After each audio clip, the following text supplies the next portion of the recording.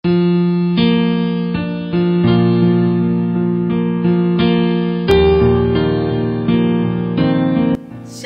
selamat pagi. Jumpa lagi dengan saya, Pendeta Deborah Dumasis Yani Bartambuna dari CBM 7 TV dalam acara WTM atau Wisdom in the Morning.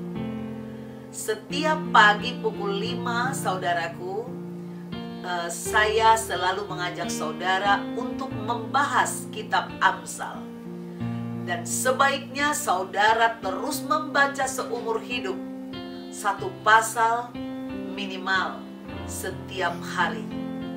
Maka firman Tuhan dari Amsal ini akan memberikan saudara pengetahuan tentang karakter Tuhan, karakter Kristus.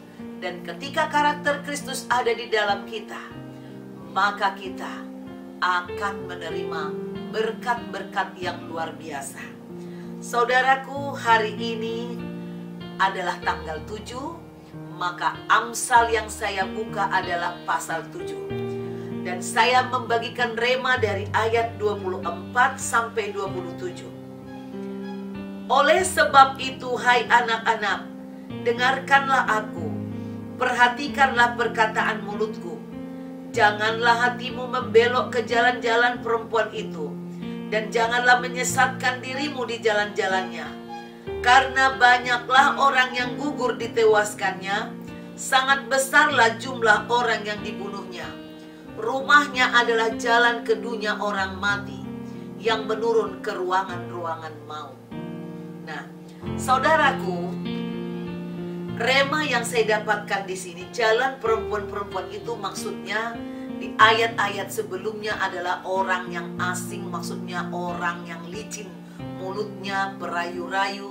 Ini bisa berbicara orang sundal, atau wanita jalang, atau wanita-wanita yang tidak takut akan Tuhan. Dikatakan, janganlah hatimu membelok.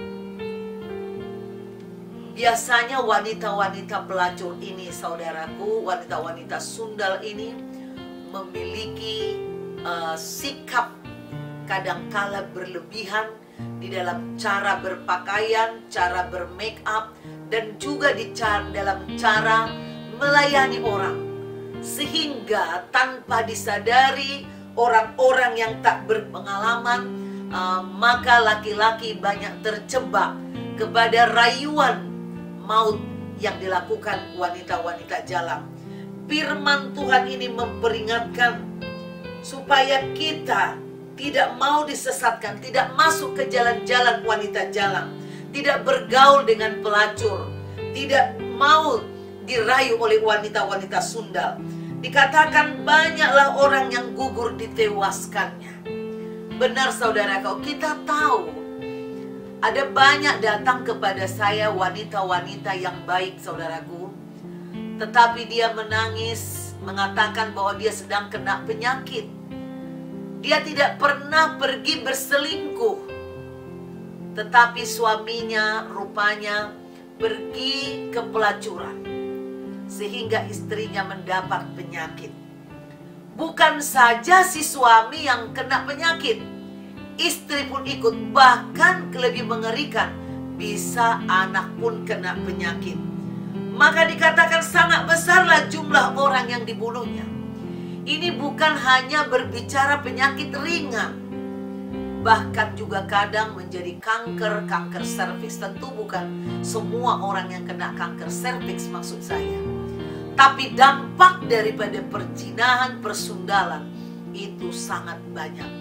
Nah, rumahnya adalah jalan kedunya orang mati, yang menurun ke ruangan-ruangan maut. Kematian orang di dalam perzinahan, persundalan, saya yakin bukan suatu kematian yang kudus, bukan suatu kematian yang membahagiakan hati, membanggakan hati.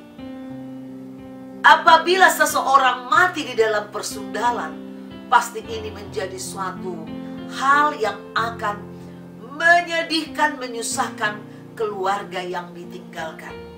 Nah, belum lagi saudaraku, kadangkala ketika seseorang suami pergi ke dalam pelacuran, tentu dia harus bayar. Kalau dia pegawai biasa, uang pas-pasan, akhirnya dia akan memakai ya apa yang seharusnya keperluan keluarga. Ketika dipakai keperluan keluarga untuk pelacuran, terjadilah cekcok, terjadi kebutuhan, terjadilah hal-hal yang seharusnya cukup menjadi tidak cukup. Akhirnya timbul pikiran mencuri, korupsi, hutang sana sini. Nah, ini saudaraku, betapa dikatakan ini menurun ke ruangan maut. Akhirnya orang yang banyak hutang, sana sini jantungan, mati juga. Dan juga di dalam kekurangan, orang yang korupsi akhirnya harus ditangkap polisi, masuk di penjara, ruangan maut juga. Oleh karena itu saudaraku, mari, bukan hanya pria, semua gender, wanita atau pria, hindarilah yang namanya pelacuran, persundalan, perselingkuhan. Fokuslah kepada pasanganmu masing-masing. Berdoalah kepada Tuhan. Ketika pasangan suami istri bisa saling fokus, maka kebahagiaan yang kekal, kebahagiaan yang sempurna dikaruniakan Tuhan kepada setiap pasangan. Demikianlah saudaraku, jauhilah pelacuran. Demikianlah firman Tuhan yang bisa saya sampaikan. Rema dari kitab Amsal pasal 7 hari ini. Jangan lupa setiap hari bukalah kitab saudara.